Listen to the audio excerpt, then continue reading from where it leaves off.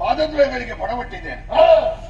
ಈ ಪ್ರಪಂಚದಲ್ಲಿ ಯಾವನು ಶ್ರೀಮಂತನು ಅವನಿಗೆ ಹಸಿವೆಯಾದಾಗ ಊಟ, ಯಾವನು ಬಡವನೋ ಅವನಿಗೆ ಅನ್ನ ಸಿಕ್ಕಿದಾಗ ಊಟ. ನಮ್ಮ ಸ್ಥಿತಿ ಆಗಿತ್ತು ಪ್ರಭು. ಹಸಿವೆಯಾದಾಗ ಅನ್ನ ಸಿಗುತ್ತಿರಲಿಲ್ಲ.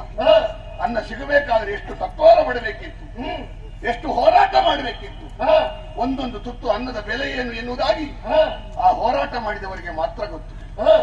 ದತ್ತ ದರಿದ್ರ ಸ್ಥಿತಿಯಿಂದ ಶ್ರೀಮಂತಿಕೆಯ ಔನ್ನತ್ಯದವರೆಗೆ ಬೆಳೆಯುವಂತ ಅಗಾಧವಾದಂತಹ ಈ ಉಪಕ್ರಮದಲ್ಲಿ ನಮಗೆಲ್ಲ ಆಧಾರವಾಗಿ, ಸೇತುವೆಯಾಗಿ, ಏಣಿಯಾಗಿ ಒದಗಿ ಬಂದವ ನೀನು.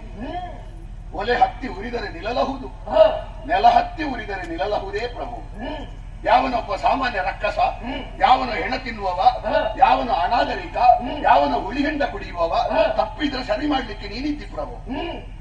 ಹವಿರ್ಭೋಜನ ಮಾಡಿದ, ಕಾಮಧೇನುವಿನ ಹಾಲಿನ ರುಚಿ ತೋರಿಸಿದ, ಐರಾವತವನ್ನು ಶೋಡಿತದ ಮನೆಯಂಗಳಕ್ಕೆ ತಂದ, ಬ್ರಹ್ಮನ ವಿಮಾನ ಏನು ಅಂತ ನಮಗೆ ಸ್ಪಷ್ಟವಾಗಿ ತೋರಿಸಿದ. ನೀನು ಎಡವಿದೆಯ ಪ್ರಭು. ಎಡವುವಂತ ಹುಡುಗಾಟಿಕೆಯ ಬುದ್ಧಿಯೇ ಪ್ರಬುದ್ಧನಲ್ವೇ? ಹೊಸಬನ ಉತ್ಸಾಹ, ಪ್ರಬುದ್ಧನ ಅನುಭವ ಎರಡನ್ನು ಒಟ್ಟುಗೂಡಿಸಿಕೊಂಡವ ಶುಂಭ.